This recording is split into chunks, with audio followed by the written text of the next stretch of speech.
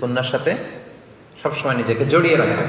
যেমন সুন্নাহ of eating, খাওয়ার সময় সুন্নাহ মানলে কি বরকত পাওয়া যায় একটু দেখেন। এক সাহাবী এসে বলল, ইয়া রাসূলুল্লাহ, ইন্না নাআকুলু ওয়া লা নাশবা। হে আল্লাহর রাসূল, আমরা খাই কিন্তু পেট ভরে না। এরকম অনেক সময় হয় না? হয়। কার কার হয় দেখি? খাইলেও পেট ভরে না, দেখি কার কার। সাহস করে দিয়ে একজন হাত তুলে ফেলছে।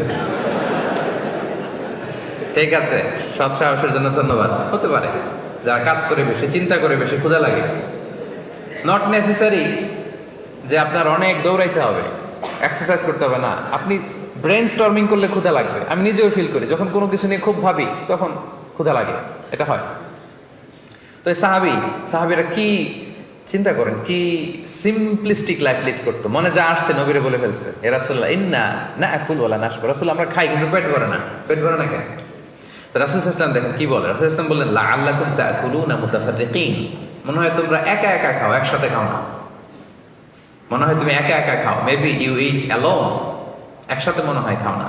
ওই সাহাবী বলে, না, হ্যাঁ ইয়া রাসূলুল্লাহ, আমি আসলে একা একা খাই, অন্যদের সাথে বসে মিলেমিশে খাই না। তখন রাসূল সাল্লাল্লাহু আলাইহি ওয়াসাল্লাম খাবারের সুন্নাহ শিখিয়ে দিলেন, দ্য এটিকেটস অফ ইটিং। তিনি বললেন, ইজতামিউ আলা তাআমিকুম। না না না, একা একা খেও না, খাবার নিয়ে একসাথে সবাই বসবা।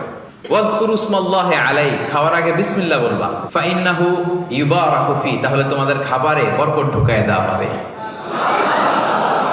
এবার বুঝছেন সুন্নাহ মানলে কিভাবে বরকত পাওয়া যায়?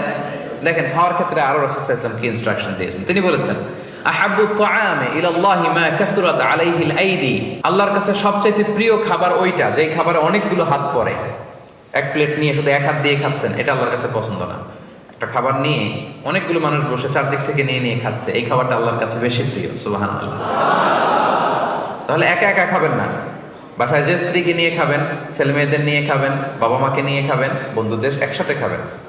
এবং খেয়াল করে দেখবেন, একা একা খেলে যে টেস্ট পাওয়া যায়, কয়েকজন মিলে খেলে এটা টেস্ট বেড়ে যায় কয়েক গুণ। কি বলেন? বাড়ে না? বাড়ে। দেখবেন, খেয়াল করে দেখবেন, তাহলে বেশি বরকত।